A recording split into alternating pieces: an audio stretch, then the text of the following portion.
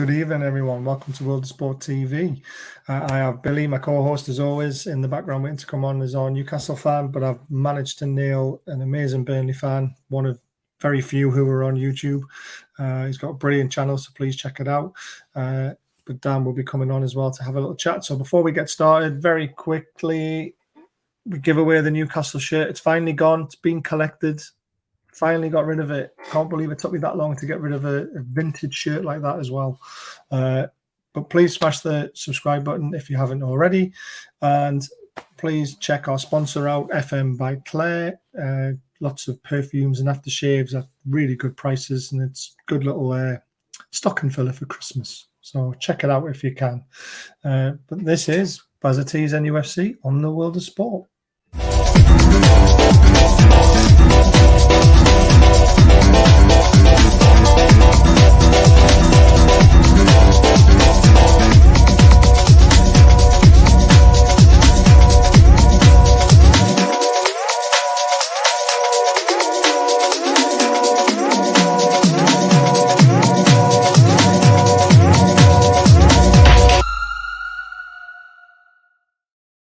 Evening, boys. How we doing? Good. Evening, Baz. How's things? Very good, mate. Thank you so much for coming on. Plug your channel really quickly for me. You do it at the end, but do it at the start as well. No problem. So, yeah, we are at Turf Moor House. My last name is Morehouse, so I thought it fits with the stadium name. Why not? Let's go for it. So, yeah, at Turf Moor House on Facebook, Twitter, Instagram, and YouTube. And we are delving into podcasts if you think this face is better for radio. So, check us out on podcast platforms as well. You actually look like a bit of an American actor. I can't remember his name, though.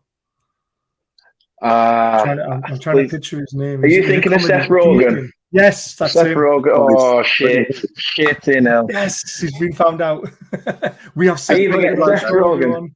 I either get Seth Rogen or Ed Sheeran. I remember once I went through Liverpool and I was heading back to the car and a group of these girls that literally were just congregating about went, "Oh my God, you look like Ed Sheeran." And I went, "No, I'm tribute act Ed Sheeran." Brilliant. We can't have two Ed Sheerans on the stream at once. Bloody hell, come on. Nah, can we act? Oh Jesus, that's got me doing that one. But no, more Seth Rogen for me though, definitely. So we've got Seth Rogen tonight, guys. Can you believe it? We've actually got an American actor on who's great. Well, how y'all doing? How y'all doing, man? And he's not stoned either. Well, Seth Rogen usually is, isn't he? Yeah. There's some great stuff. So let's talk about the upcoming game. So I'm losing my voice a little bit. I don't know why. I've been at work all day and rammed loads of wafer dust and it's all congregating in my tubes. So it's affecting my speech for some reason. And all my pictures haven't loaded up either, which is even better. But we'll talk Burnley. You know, you're in the bottom three with us. Mm-hmm. It's been a bit of a tough season. Sean Dyche has had no money to spend, but you have obviously pulled out one of the signings of the season. You know, what would you make of your season so far, Dan?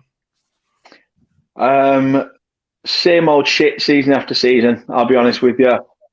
We always start the season poorly, and it's pretty obvious. We do it all the time. Usually pick up results after January when we start going on a bit of a run of form, and that's what saves our arse season in, season out.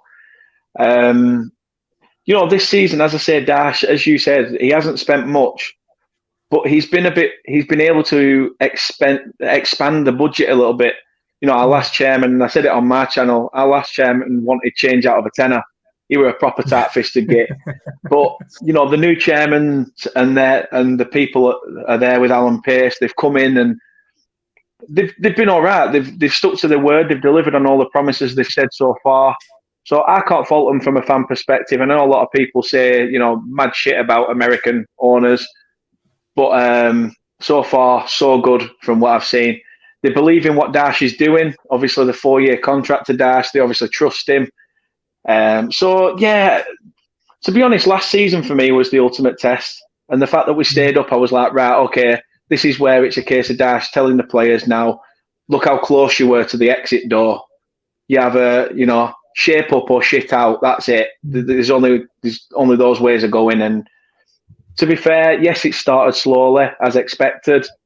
But fingers crossed, we'll pull some results out of the bag because I don't think we've been playing poorly either. We've actually been quite expansive in the way we play as well. Yeah, just some current results for you guys. Spurs are winning, thank God, against Brentford, 1-0. And you won't believe this, but Arsenal are beating Man United at Old Trafford after 20 minutes. Good, get them down in the relegation battle with us. Emil Smith won it after 13 minutes. Hey, I tell you what, there's no reason why they couldn't be in a relegation battle with us. They're terrible at the moment. They are. You watch the referee start handing on penalties hand over fist. Yeah. They do that anyway, didn't they? Well, there's no conspiracy theories on this channel. We don't go down that route. All those penalties that shouldn't be penalties and all that sort of stuff, even though most of them were absolutely blatant. Obviously, Dan, your game got called off against Spurs. You know, that was a bit of a gutter for you, waiting all that time for a bit of football, and then not a ball was kicked. Sean Dyche looked like a right hard man in his white shirt, walking around that pitch with the snow, and everyone else was shivering in jackets and coats and everything on. It was brilliant. I mean, Sean Dyche does get a lot of stick. When we were looking for a manager, there was quite a lot of people, probably split opinions, to be fair. They said they would take Dyche at Newcastle. I personally said no because of his style of football. But he has kept you in the league for so long. So, I mean, has he got a job for life at Burnley? I think in a way, yeah. Although it's sort of such a tough question to answer because you'd have said the same about Owen Coyle when he did what he did with Burnley as well. You know, you'd have said he'd have had a job for life with Burnley, and he just took that sideways move to Bolton at the time, and you know, because they were in the shit, same as us at that period of time. How anyone can become a Bolton legend, by the way, after only playing 29 games, you know, no problem. And apparently 10 years ahead of Burnley, so. Give it another 10 years. If we're in League 2 or League 1, wherever the shithouses are now, then fair enough. I'll say, you know what? You were right. You were 10 years ahead. But, yeah, Dash has worked wonders. Of course he has. He's probably one of the last few managers that is sort of old school. He's not just there to, you know, just be in the background. He's on the training pitch week in, week out. He's also in the board meetings saying, listen, I want my input on the way the club's going as well. You know, the last time we had a manager like that was probably Stan Turner, that was pretty much not just a manager, but he also sort of ran the club. Yeah. So it's nice because he's come in. We've now got, obviously, a state-of-the-art training facilities, which he requested. We've got, you know, a bit more ability on the pitch now as well. We're starting to delve into the foreign market, which is something Burnley have never done before. Yeah, you know, you don't get the label Brexit FC without it. So it's one of those things. But for what he's done for the club, he's done fantastic. And I'll hold my hand up. When he first came to the club, I even came across it not so long back. A status saying, "Burnley, you've gone for the fucking cheap option again. What are you doing? Why have you done this? Why have you done this?" And I'm sort of sadly going like, delete. Shit, I did not say that. But I will hold my hand up. I did think at the time that, you know, there were better managers out there. I mean, Andre Villas-Boas had his name in the hat. You know, and you think, did Burnley go down that route? Now I'm glad they didn't, of course. But yeah, he's done well with the shoestring budget he's been given. And now that he's got something a little bit more to play with, it's a case of let's see what happens in the next 4 years and what he can do for the football club. Definitely.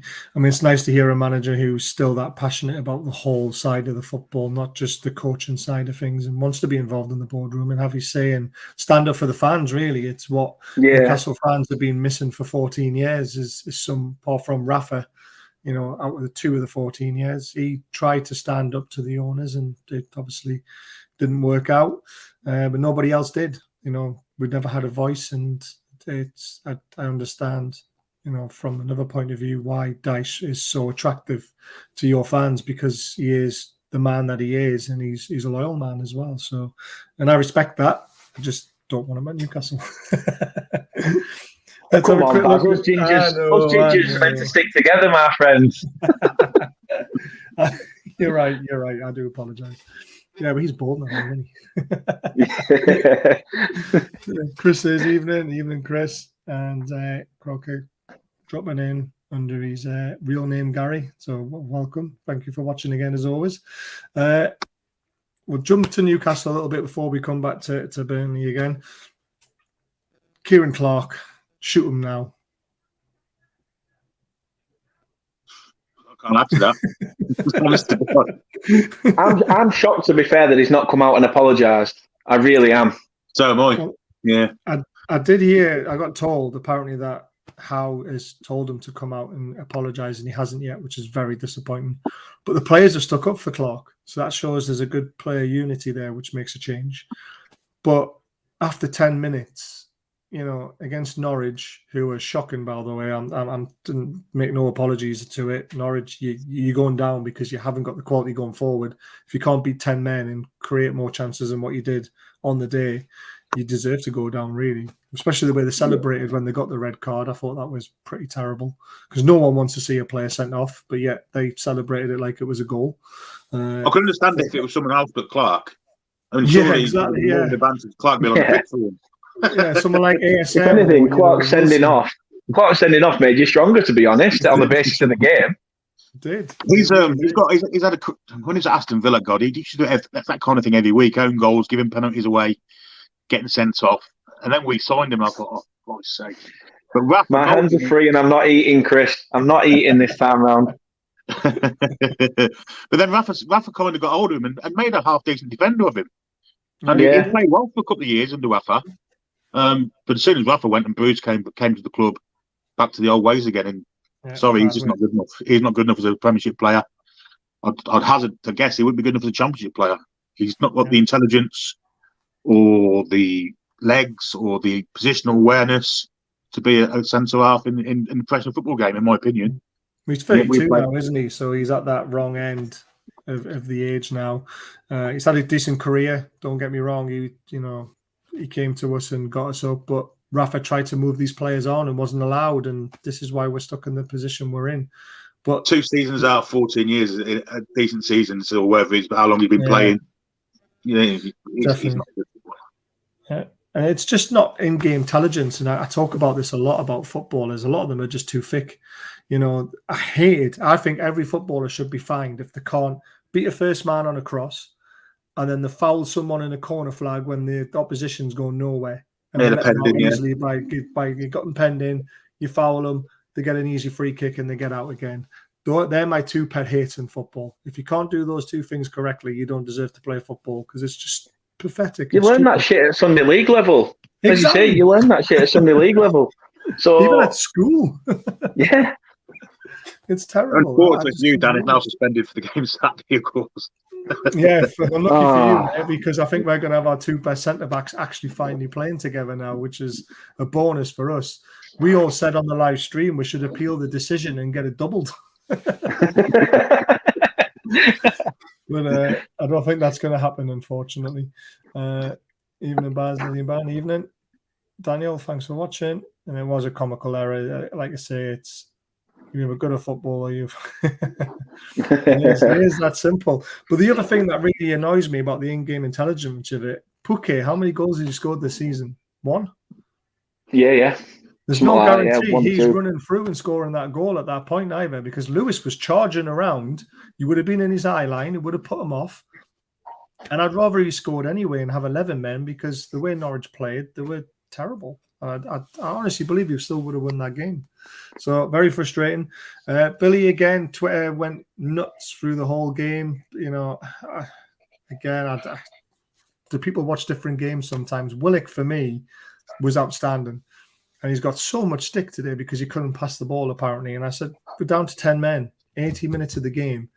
He literally defended his ass off and covered for Lewis loads of times.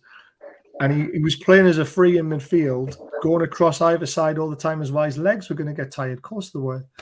And when he came off, what happens? They go down the right. Almiron didn't cover, didn't help Lewis out. Ball comes in, the score. So why is he getting stick? I don't get it. I was on a forum last night and they were criticising Willock, and I was kind of raising my eyebrows and I said, we're not watching the work that lad put in. Yeah. And he said, well, he kept giving the ball away, but he had no one to pass to. No one forward to pass to, because everyone was defending. I thought Willock had a really, really good game. There's another one. He doesn't look like he's lost a yard of pace, I've got to say. But I don't think he's 100% fit. But No, I you don't couldn't think he fault him is. for his work rate. And there was one move in the first half where he went past two Norwich players, crossed the ball Yeah. into Wilson, who put it over the bar. But apart from that, we were defending most of the game anyway. And Yeah. I thought it got a fantastic shift in. I really do. What's this one? At least you got a canny pics. Yes, I did get some good pictures. Oh, I should have put them up. Damn it. Sorry, Gary. He was at the match and he sent me some pictures of the game and the crowd that I forgot about. I thought you meant the Jordan Pickford one. Oh, the Jordan Pickford one was good with his massive arm. I love that one. Dan, what did you make of Newcastle's performance? Obviously, we can't really talk about Burnley's performance because he didn't play. So, what was your thoughts on how we played and how we set up when we went down to 10 men? Did Howe make the right decision taking Fraser off and not maybe ASM instead, who doesn't like to defend at all? Yeah, I mean, it was strange. Obviously, you understand it when you drop down to 10 men. Of course you do.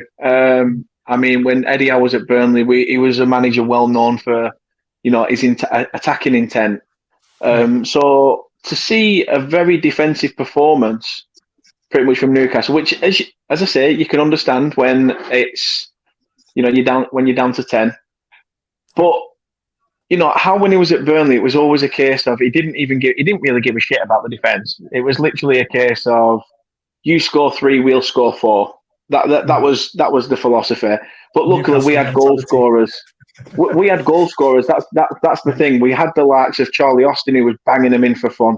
And then when he left, Danny Ings stepped up to the plate. Rodriguez was every now and again cropping in with the odd goal here and there. And it was decent. It was decent. His philosophy as a manager will take him far in the game, as you could. What he's done at Bournemouth was quality as well.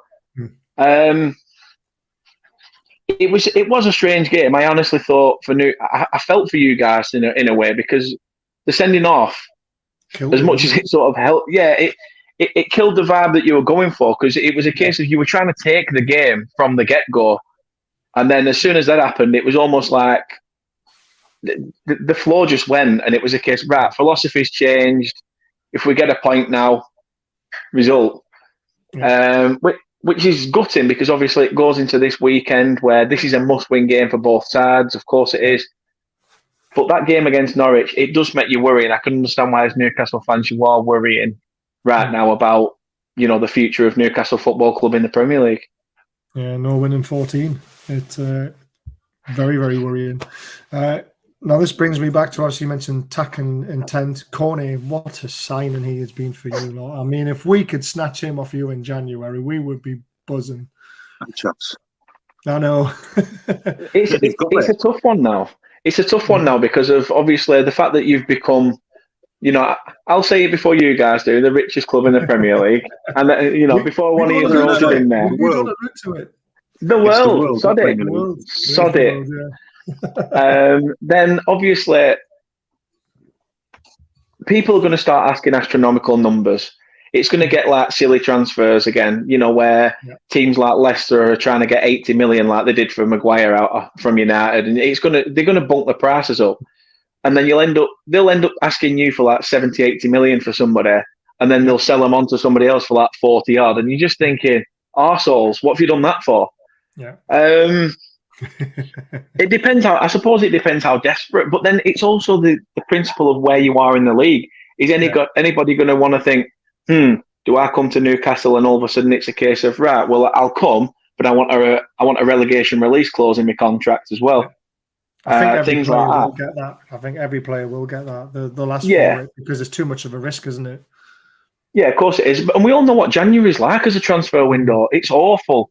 It's so difficult. Don't get me wrong. I know you're linked with Tarkowski from us. Personally, he's gone, isn't he? He's leaving in the summer regardless. Yeah. So personally, I'd rather at least get something for him if he is to go. And I know there's you and West Ham and a few other suitors sniffing about. But if he was to go, then I'd rather at least try and recuperate some money than see him go on a free. Yeah, I prefer Ben Mee. I think Ben Mee, no matter what, has been absolutely solid. He had Michael Keane at the side of him, turned him into an England international. Same with Tarkowski. He even extended Michael Duff's career at 38, 39-year-old in the Premier League. That's how much of an unsung hero Ben Mee is.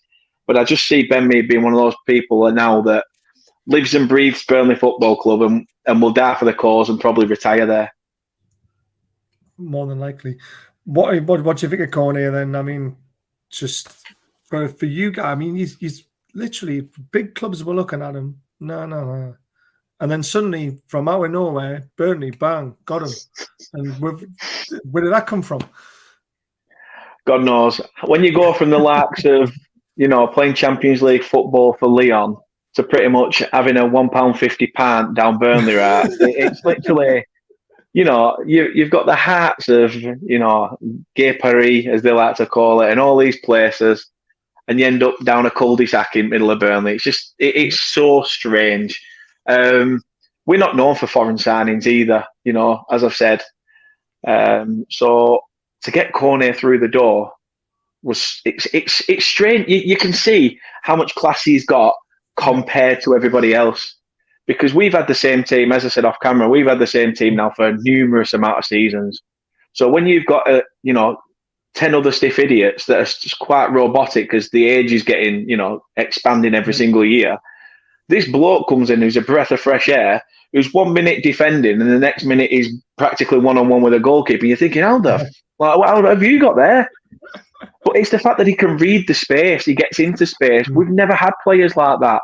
You see the gaps. As a fan, when you're analysing the games, you see the gaps and you think, why are you not running into that channel there? Why are you not giving him an option? Why are you not doing this? Why are you not cutting it back? Yeah. But Cornet has come in and been an absolute breath of fresh air, and I do think eventually we will lose him, especially if he keeps up momentum. But a solid signing, and we'll definitely get our money's back on him anyway. I know that's for sure. And a lot more. Because he's not just, he can play anywhere along that left flank, can't he? He can play left back if you want him to. I mean, he can play left back. He's an absolute left phenomenal back, left wing, up front. The guys saw. Last time we had a utility player like that with Graham Branch, and put it one way, he wasn't on Cornet's level. All right. Billy, a lot of people are now licking wounds with Joe Linton, including myself, including you, including everyone on the Four Horsemen. And I've never said a bad word about him. Hey,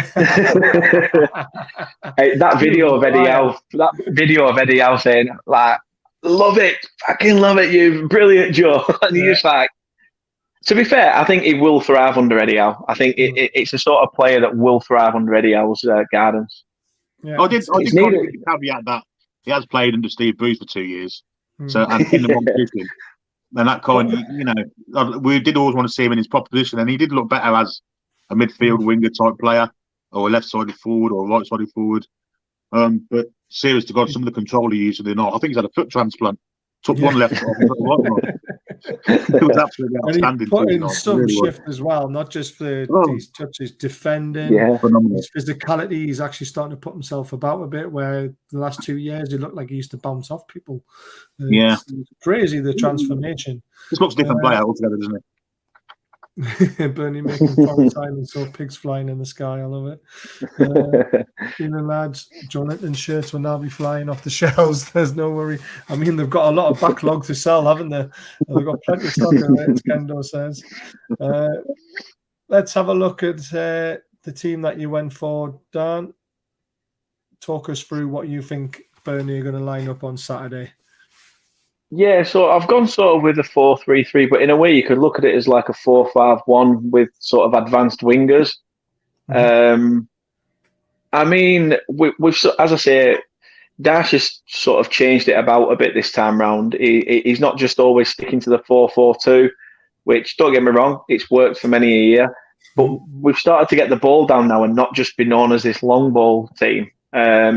Now that we've got a bit of flair in the side with two wingers, in my opinion, that probably two of the best wingers we've had in a while, since probably the likes of Robbie Blake, who, in my opinion, as a Burnley fan. But yeah, obviously two players in that team there that are back from suspension in Ashley Westwood and James Tarkowski. They'll probably come back into the fray. Obviously, Nick Pope will be in goal. Charlie Taylor, obviously, we played on Wednesday night against Wolves, and that 0-0 draw was... I did a watch along for it. It wasn't the best.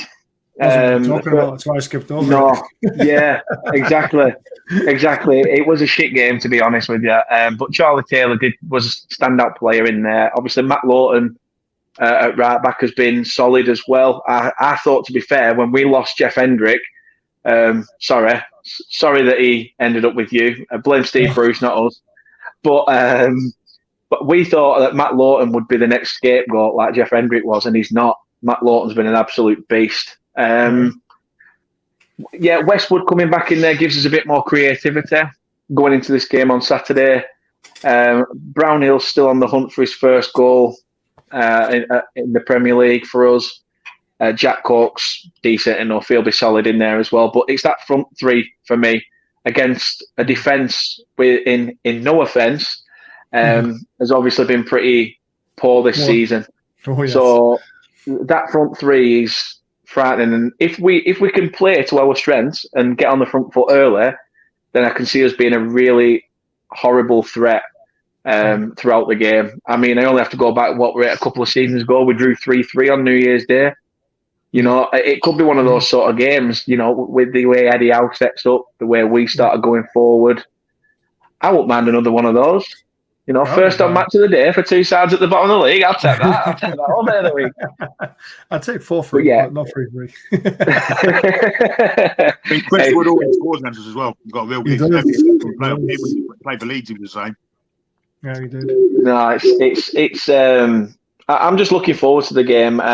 But as much as I'm looking forward to it, I am scared. You know, come that first referee's whistle, it'll be 20p, 50p for 90 minutes. That's all I'll say. Definitely. No Harvey Barnes. Is he injured or is he just not fancied now? You mean Ashley Barnes? Yeah. Ashley Barnes. He's crocked. He's injured. Yeah, but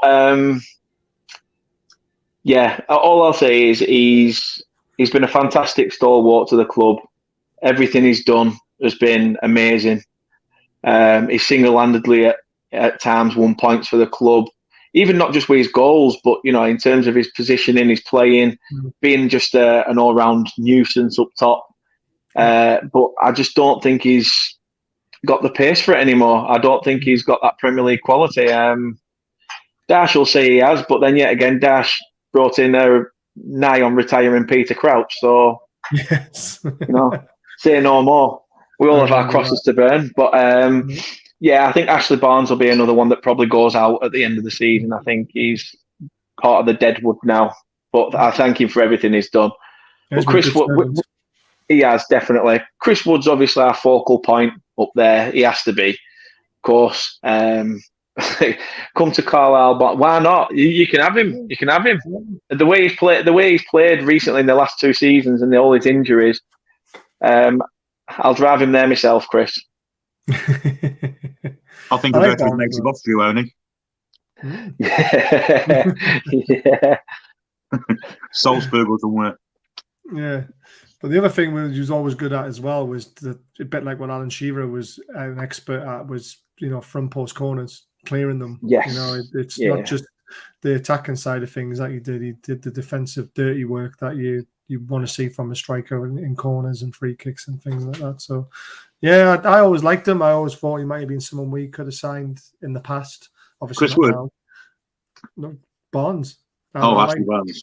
Yeah, I liked him back in the day. Obviously, like you said, now he's a bit slow, but I would have had him back in the day. Billy, looking at that team, obviously, you probably would have had it. You probably would have had it if you still had Steve Bruce. Yeah, you probably would have signed Barnes in the summer. That would not surprise me. Really looking at that team, where we worried, obviously Corney is obviously the standout player. McNeil's a great player too, a really good player. Great quality. Great quality, McNeil. He's a really good player. And Wood obviously always scores against us. It's a shame who's the ex-Macklem that plays for you? The old fella. The fullback, dirty bastard. What's his name? I can't think of his name. But he's getting on now. Back for us. Yeah. Phil Bardsley. Phil Bardsley. Oh, is he still there? Yeah, Bardo's still with us. Same, he's not there. I thought he retired. No, he's still with us. He's picking up his pension. picking up his pension at our place. The thing that I like, going back to what Billy said, with McNeil, with Cornet coming in, McNeil's been allowed to sort of play his own game, where prior to Cornet, it was all McNeil is your focus in attack. You nullify him on the wing, and that's it. Chris Wood ain't getting shit. Yeah. Now that we've got Cornet, the attention switches there, and it's almost like McNeil can just have a run. He's got a bit of freedom. So it does give us a bit more openness going forward and a bit more free-flowing. Mm. Yeah, threat from both sides without a doubt, and a lethal fellow in the middle. Good physical centre-forward, old school. Yeah. So that's obviously where the threat will come from. I'd like to think St Maximin might have a bit of a better game going at Brownhill and Lowton down that side, but we'll see if the right St Maximin turns up, and not until Tuesday. Likes playing against Burnley. He does, yeah. He does. So come on then, Billy. There's it's basically unchanged, isn't it? Well, it's just Clark out and Fernandez in for Clark, and that's the kind of thing what I see. Manquillo, Shaw, Fernandez and Lewis across the back, Willock and Shelby in front, Fraser on the right, St Maximin on the left, Joe Linton playing as a number 10, and Wilson as captain up front. But I can't see him making any changes. I'd hate to see him bring Richie back in for Lewis. And surely Fernandez has been enough to keep his place after the performance of the night. The only thing is Shaw going to be fit. He limped through Tuesday, but all things being equal, he'll play, and that's the side I'll see us kicking. The thing is, though, with Wood being such a physical player, would you not have yourselves back in to go man-on-man with him to be that physical defender against him? I think Fernandez will do that. Do you think? Yeah, we need a ball-playing centre-half as well, because it takes the pressure off Sharvey, doesn't it, with his Hollywood passes. They've got Sharvey playing the ball out as well, and Sharvey's got less kind of pressure on him to do what he was doing. Yeah. He gave the ball away far less the other night, and actually he's been doing that since Al come in. He's not been doing as many of these 50-yard to nobody passes, but he's got a great pass in him, and I think with Shaw there behind him, the pressure's on him less pressure on him to do that. So, yeah I think that's why Shaw will probably play as a ball playing centre half. Like Dan says, he likes it. The attack is Hal's kind of form of a defence, and we'll probably attack from the back with Shaw. You said the run the other night when he went for the whole team. Yeah, he likes his play. He fell over. Oh man! So Dan, looking at that team, they will not be far away from that. We can promise you that. We're never usually close mind, are we? No, we're not. No, I fear obviously St Maximin. We've seen what he can do. I only have to go back to last season. You know, how much he changed that game. You know, we went 1-0 up. As soon as he came on, that game just turned. Nobody expected that. It was almost like all 11 players had a firework shoved up their arse, set alight, and they just all came alive. You know, and to be fair, you sometimes do need that. You do need that, obviously, creative spark, but it shouldn't be that one player that has to come on to make a team actually want to play. You know, we've seen with Manchester United. We've seen with United, you know, they were scoring for fun. Fernandez was scoring for fun. And now it's a case of Ronaldo's come in and they're all like, all right, this guy runs show on his own. We just can, you know, piss about. So it shouldn't be like that, but St Maximin does scare me. And as I say, Joe Linton as a number 10, I think that could be interesting. That could be really interesting against our back two as well. Yeah, he's got the physicality to go up against you if he fancies it, you know. And then there's little Fraser there on the right he's got a bit of pace, got great cross and delivery on him. It's whether we can get enough of the ball out to him. I mean, the poor lad came off after 10 minutes on Tuesday night because of the sending off. And his attitude was fantastic, though, wasn't it, Billy? Which is what we didn't expect to see. You know, he came off, he just shrugged his shoulders and went, well, I understand, and took it on the chin, basically. Clapped the fans and walked up, yeah. Yeah. Not like Chris Wood on Wednesday night then. Christ. Was he bad? He was quite alienated during the game. So Dash thought, sod it, I'm gonna sub him off and bring Rodriguez on, see if it gives us a bit more options. That's the one thing that pisses me off about Dash as well, I'll be totally honest. It's always like for like Like substitutions. rather than changing Instead it up. of changing it up, trying to adapt to the game. It's always, oh right, well, you've been playing shit, so let's see if you're any better. Yeah. It's strange. I don't get it. It cost us points, especially at the start of the season. Against Everton, against Brighton, they brought another body on in midfield. It opened us up, and that was it. We ended up losing those games again from winning positions. Right. So Dash needs to tactically learn that sort of stuff, in my opinion. That's my bugbear with him. But as I say, it's one of those. Chris Wood came off, and as he walked off the pitch, he sort of had his head down, and he looked like he was just going off normally. And as he gets off, he's like, "Why this and all that?" And he's trying to point to Dash and say, like, sort of, I don't know, like he's been shit, something along those lines. And you just see him sit down and just sort of like throw his arm up and saying something, and then you just see Dash turn round and he tries to. I don't know why managers do that, cupping their lips like it's going to stop him from being picked up. And he's like, no, says something, and you just see Chris will go, sit back in his chair and shut up. And Cameron went, when you told Bashorn Dash to sit down and shut up, you sit down and shut up. Yeah. But you can understand his frustration, I suppose, if he has been isolated, and it's not his fault that he's not having the best game, because he will rely on service. He's not a corner. He can get the ball at his feet and turn and run at people. He needs the ball in the right place. So that's what I mean. He had a 34-minute hat trick against Wolves last season at Molineux. So I can understand why he'd be frustrated, thinking, well, last season I was your main source of goals in this game. But I don't think, no matter, you could have played for another 2 or 3 days. There were no moments of brilliance in that game whatsoever. Such a shame.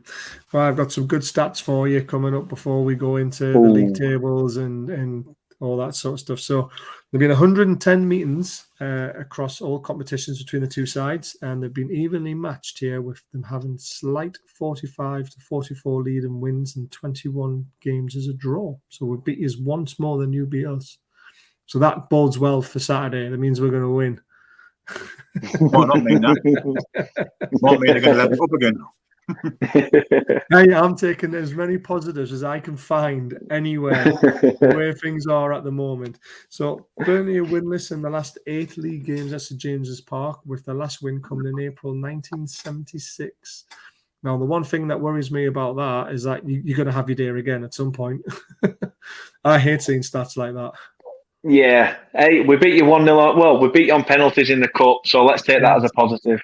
Yeah, that as well. Newcastle have gone winless in the last 15 games across all competitions. God, that's so bad. And this is even worse. Oh, and this is for you. The hosts have conceded 30 goals in the Premier League this season, 2 more than the second worst defence. 30 goals we've shipped. This is terrible. It's no wonder why we're looking like we're going down. Burnley have drawn the last 3 Premier League away games, keeping 1 clean sheet and scoring 3 goals. So that says really a tight game, doesn't it? What's a clean sheet? Can you explain what that means? A clean sheet. I don't know. I think it's when the little one wakes up and I've got to change his nappy. The sheets are still clean, but the nappy's not. That's what a clean sheet is to me. So a bit of news going into the game. Obviously, Kieran Clark is suspended for the game after his red card against Norwich, and we reckon Rico Fernandez will get in there. Burnley will welcome back James Tarkowski and Ashley Westwood back from suspension, and Sean Dyche will possibly have his strongest 11 for the game, which we've gone through. And we have the worst defensive record in the league and have conceded 10 goals more than Burnley. That's terrible, isn't it?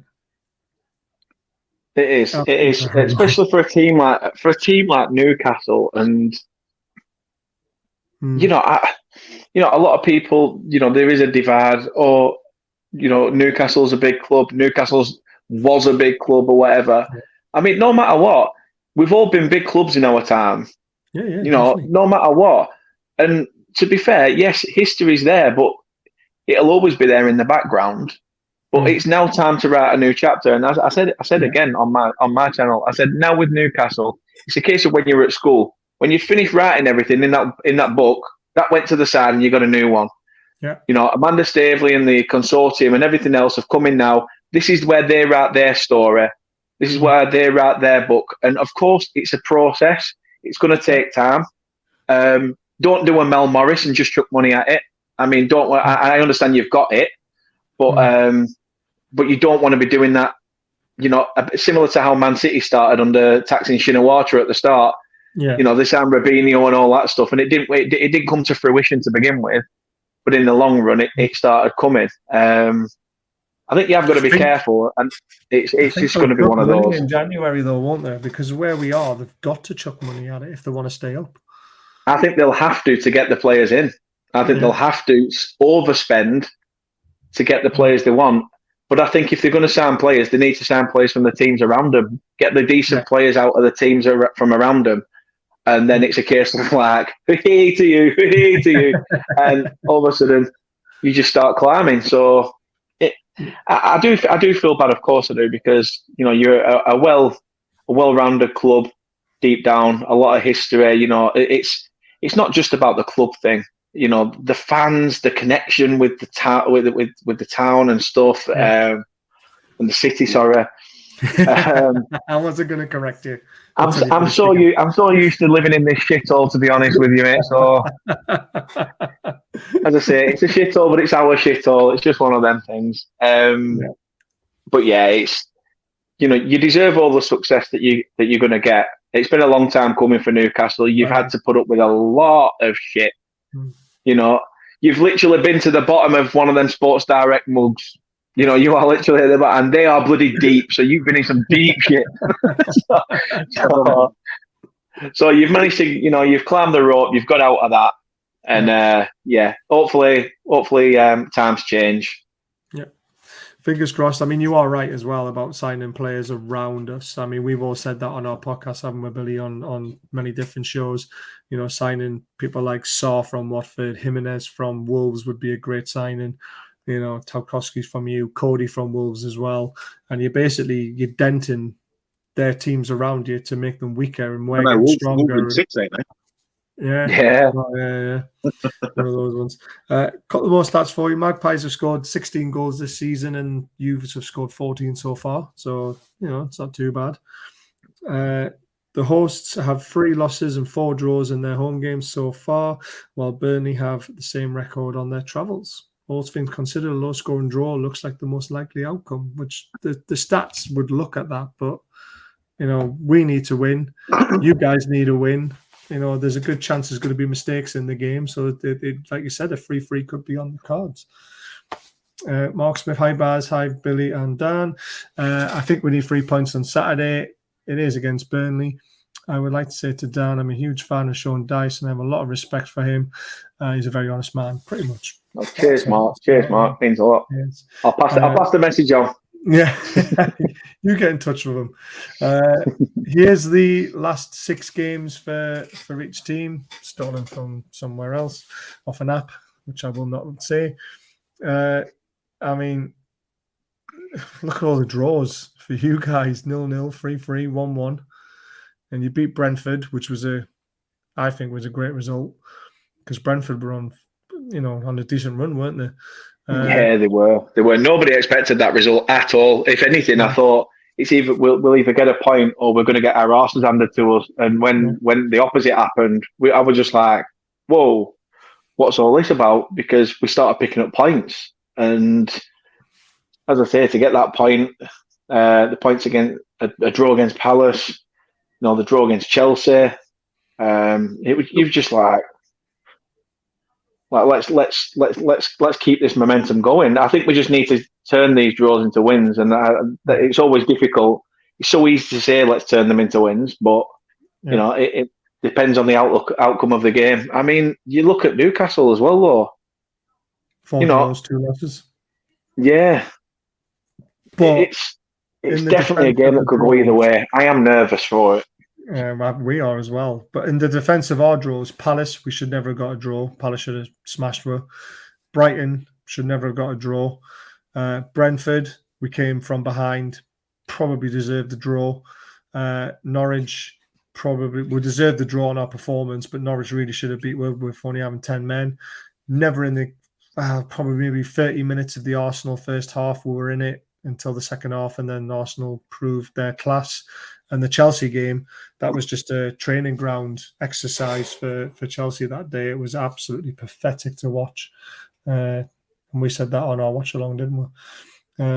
What about all the crap around the clubs around us won't sell to us? Do we do then? Again, will they sell? Will they not sell? Well, it's the agents. It's the agents that rule the roost, mate. If the agents want to play to move on, then that's what happens. Exactly. They'll know that Newcastle have this, and they'll know that they can get their players a nice, hefty contract to the point they'd be like, they could end up with a contract like Andy Woodman, 7 years. Who knows? And not only 7 years, it'll be like 200 grand a week as well. It'll just be, they'll literally be doing a Scrooge McDuck, all of them, just swimming in money in the bedroom and the vault, won't they? It's crazy. But again, I mean, if that's what it takes to keep us in the league, I think then the owners will do it, and they won't mind giving bigger contracts to what they would normally do if it guarantees them success, which is never guaranteed, is it, in this league? You just never know. No. There's a little bit, a few stats for you. The win popularity, 42% to Newcastle, 30% to Burnley, only 28% for the draw. Considering the stats, you would have said the draw, wouldn't you? But it seems to be a bit more popularity with Newcastle to win this game and finally get their first win. I always say the laws of probability always plays into things like this. You remember Derby when they went down with the lowest points? They still managed to win a game, didn't they? And it was that against Baz. Yeah, it was against bloody us. Sam Allardyce. One. I think they got something like 11 points that year, and we gave them 4 of them, and we were lucky to get the draw at home, really. Yeah, 2-2. That sounds bad, that, doesn't it? Sam Allardyce against Paul Jewell, and you're just like, wow, that sounds like a game you can understand if it were like a pie eating contest or something stupid like that, but a football match, bloody hell. Love it. Previous league meetings, there we go, 4 wins, 4 draws.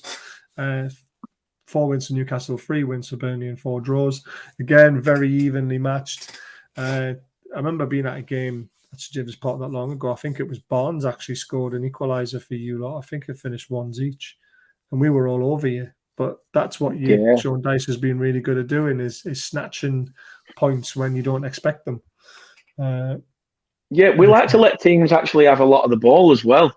So you look at the stats at the end of a game, and we've got something like 27% possession. You know, you've had 73% of it, and we're almost like how the heck have we won this game? How the heck have we shit out that result? And it just happens. It just happens. I don't know how he does it. I really don't. I mean, luckily, obviously, Dash has probably picked up some. Hey,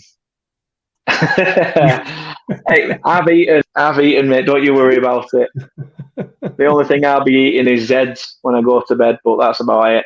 But yeah, no, you can see that Dash obviously has had a bit of grounding in terms of managers. Obviously, he was a youth player at Nottingham Forest, so he was there when Cloughy was there. So he'll have obviously learnt a couple of things.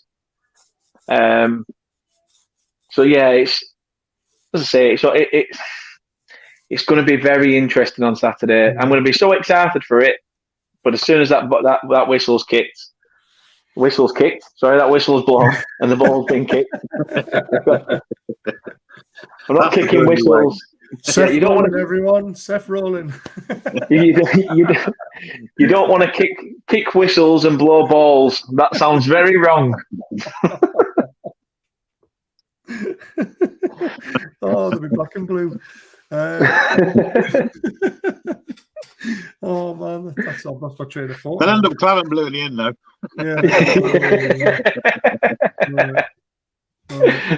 But yeah, it's going to be a nerve-wracking game, isn't it, on Saturday? Unfortunately, I'm going to be asleep for it because I'm on night shift unless I stupidly get up and watch it, to be fair. But it's you lucky bugger.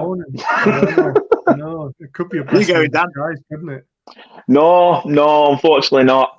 With Christmas around the corner and kids and things like that, as I said earlier, what I should have done is said to Mrs. "Oh, early Christmas present, taking you to Newcastle." You can go Christmas shopping. I'm just going to go to that big building there.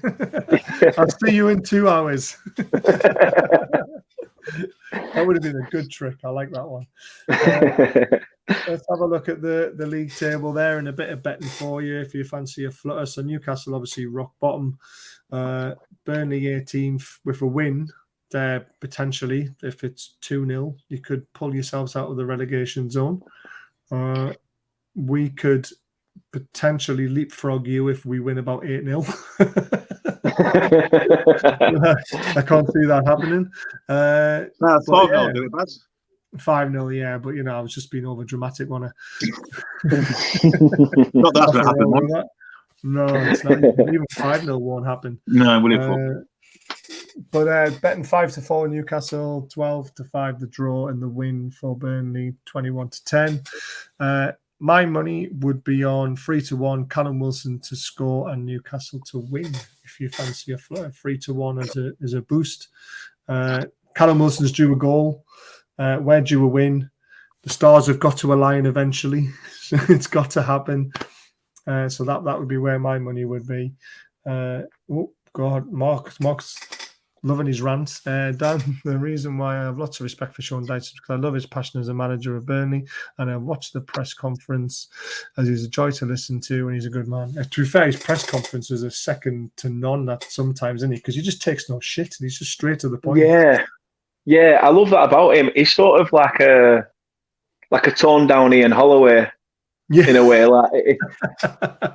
Ian Holloway was brilliant, though, wasn't he? It's almost like your working men's club, Ian Holloway. Yeah, guy that sat at corner, sat under the dartboard, won't take no shit. Yeah, would stump a fag out in your eye if he could. That's the sort of bloke you'd expect. But I do love how down to earth he is. He just seems like that guy that you could be mates with. Yeah.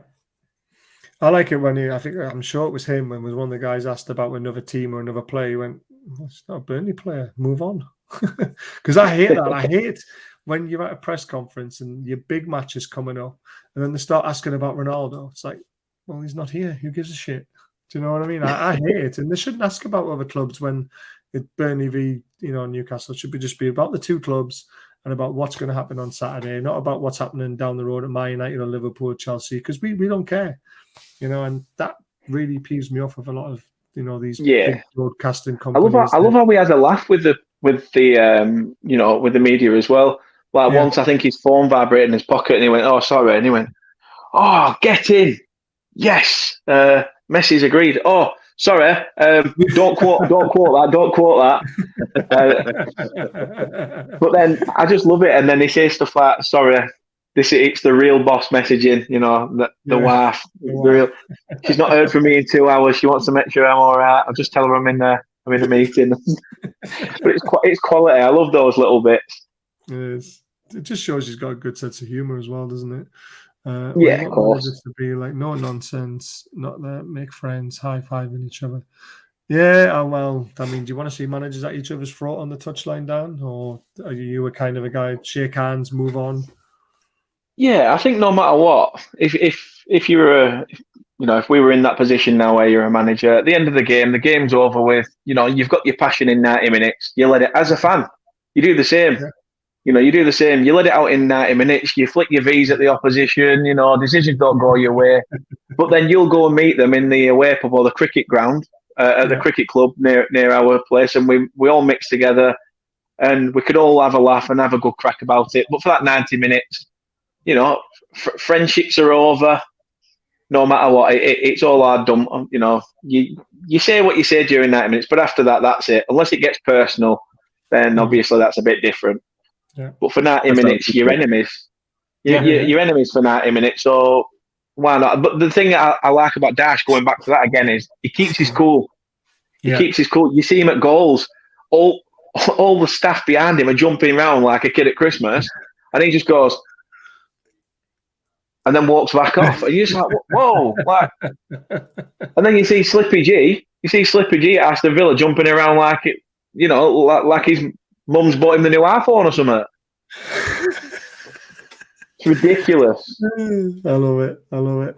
To be fair, do you know, football, sometimes I sit there and go, you're playing like Man United or Arsenal and you know, a big team, and you think, I'm not going to go crazy if we score because it's 90 minutes and the chances are we'll score and we'll still get beat 4-5-1. And then we score and you just lose your shit, don't you? You just can't help yourself. You really can't. And I'm like sitting there going, why did I just do that? Because we're like 4-1 down now. Well, because if you get the first one, especially, you think, well, I'm going to make the most of it while I can. Because it's going to go tits up in the end. Fuck it, let's get it out now. Yeah. It was shame when they went Goodison Park on a Tuesday night. And it was just, it was horrendous. Absolutely horrendous. It was one of those games. We were worse off because we went 1-0 up. The worst thing we possibly could have done in that game was score. And I know that sounds stupid when it's a results business. But as soon as we went 1-0 up, everyone's jumping around, who are you? And all that stuff. 6 minutes later, we're 3-1 down. Yeah, exactly. It's absolutely mad. You're sat there going like, oh my God, we are shit. We are dog shit. That's with Joey Barton, then that's over. Yeah, Joey Barton does. Yeah, he's a bit of a nutcase, isn't he?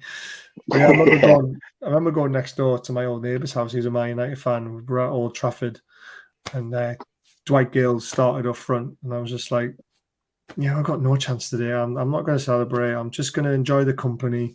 You know, Dwight Gale 1-0 up at Old Trafford. I was like, "What the fuck's going on here? Get in!" And then by 60th minute, 4-1 down. Sliding on your knees through his fence panel. Like, have that, yeah, man. I was up in the face. It's going, get in. We're finally going to be using Old Trafford again after 15 years or whatever it's been in your faces. And then I just sat there after about 55, 60 minutes. It was like 4-1 to them. I was just like, that went well. It's like one of those messages that, you know, you wish you never put out because you know it's going to age badly. So, I try to avoid them. I definitely try to avoid them. Yeah, and then you're going to get everybody throwing it back in your face. It's just one of those things. Right, a couple of more questions before we wrap the show up. These will be quite quick ones for you. Billy, score. I think we're going to need to score 2 to win the game. So if we went 1 up, fucking Manx are winning again. If we went 1 up, we need to get a second before Burnley scored. So I'm going to say 2-1 Newcastle. That's what if I was a manager in the Premier League and I was managing a team and I saw Sean Dice after the match, I would make sure I have a bottle of wine in the waiting. Bottle of wine? You're joking, aren't you? Dice doesn't drink wine. He'll want a bottle of stout or something, won't he? Like a beer, a stout, or a bottle of brown ale. Exactly. Or as he likes to call it, I'm, with being in the football background, I like to have myself a fizzy brown water. Yeah. That's what he likes to call it. I love it. So, go on, Dan. Are you optimistic for Saturday? Not really. I mean, I've got to back us just based on our away form and the fact that we need to turn them draws into wins. So, yeah, I'm going to go the opposite direction. I'm going to say 2-1. But it wouldn't surprise me if this is one of those games that just somebody nicks it. It's a 1-0, and it could go. It really could go either way. I am shitting myself for this game. I'm bricking it. I don't think Newcastle can win a game 1-0 because I think as soon as they get 1-0 in, it's the pressure's on at the last. We concede all the time, don't we? We can't defend, can we? We'll drop our asses. No, especially if we 1 up. I mean, even with 2 minutes ago against Southampton, we managed to concede one, didn't we? So yeah, the pressure of having a lead in the last minute just didn't hold with us at all. So that's why I said we need to be 2 up. I can't see Burnley not scoring. That's why I went 2-1. Haven't kept the clean sheet all season as well. Maybe it's the first game we'll keep one. You never know. But we've kept less clean sheets than the Pope. Yeah, I mean, I've sat on the fence most of the season and got it right with draws. So, but no, I think we're finally going to nick one. Unfortunately for you, Dan, I think we might win this one 2-1 or 3-2. Like Billy said, we're not going to keep a clean sheet. We are going to have to score at least twice or 3 times to win this game. So I'm going to go 3-2. I went 3-2 last time, so we'll probably go down 10 men again after 10 minutes and probably get a draw. Wouldn't surprise me. Nothing shocks me these days. Last question before we wrap it up. Billy, are we staying up? Yeah. Ooh, I like that. Dan, are you staying up? Yeah. Yeah. You got to think about that though. Not like, but yep. Yeah. In the league with no win.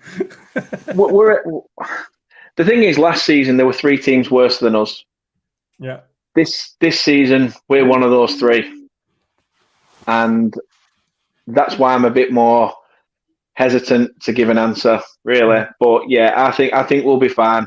I think we've come into that point of the season where Dash will have 3 or 4 games on the bounce that we end up winning, and then it'll just save those points. Will end up saving our arse come the end of the season. Yeah, I think if any team, from the 5 at the bottom can string 2 or 3 results together, it'll give them so much confidence, and then it'll boost them right up the table. Even if we can somehow beat Hughes and then beat Leicester, which Leicester are a funny team this season. We seem to do all right at their ground. So hit and miss as well this season, aren't they? Yeah, exactly. We can get 6 points in the next 2 games. We're out of the relegation zone almost. So I think Norwich will go. I think Brentford will drop. I still think they'll go.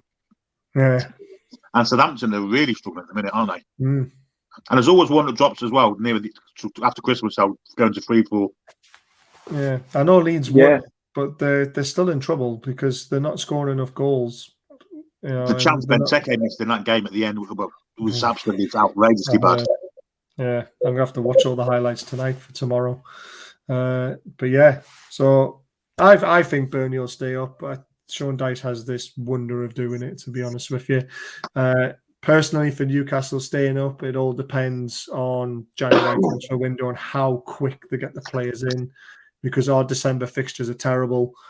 We need to still be probably only 6 or 7 points behind by the January window. If we're more than that, I think it could be curtains for us. But I'm still going to stay positive. I'm not down in tools. So I think we will just stay up. But we'll be the first team in history to do it from the position we're in. So it'll be an incredible achievement if we can. There's one more comment there. Oh, here comes another rant. Sorry, buys me in a bottle of Newcastle Brown Ale and wishes team all the best for the rest of the season and have a safe journey home back to Lancashire. I think the score will be 2-1 Newcastle. Well, it's quite confident for a fan base who haven't won a game. So yeah, we'll see what happens. But Dan, thank you very much for coming on. Just plug your channel again, mate. Yeah, first of all, thanks for having me. But both of you, it really does mean a lot. Everyone in the comments as well, thanks for your input and your questions. But yeah, obviously, if you do fancy coming over, we are delving into a bit more Premier League stuff as well, not just Burnley stuff.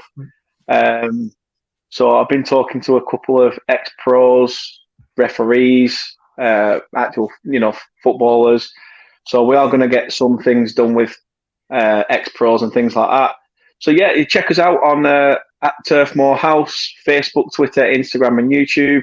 And you can also check us out on Spotify, Apple Podcasts, and Google Podcasts as well. Amazing. And we'll also be all cheering on a Newcastle Burnley partnership next week, won't we, with Jimmy Anderson and Mark Wood? Yes, we'll actually starting on Wednesday. Yeah, God, it's that soon. Jesus, done no prep work for it at all. I'm absolutely terrible at this sometimes. But yeah, really looking forward to the Ashes and hopefully doing some shows on that as well. As you know, World of Sport TV, we cover all sports because, it's a bit of fun, isn't it? And Dan, you're going to be featuring hopefully on a Tuesday night for us as well, aren't you? Fingers crossed. Yeah, definitely. As I say, you let me know and I'll be there. Awesome. Looking forward to the Premier League roundup as we like to talk about all the games and get different voices on. And Dan, you've been an absolute great sport. Thank you very much as always. And Billy, thanks for coming on again as always. This has been the World of Sport TV. Have a great weekend when it comes around.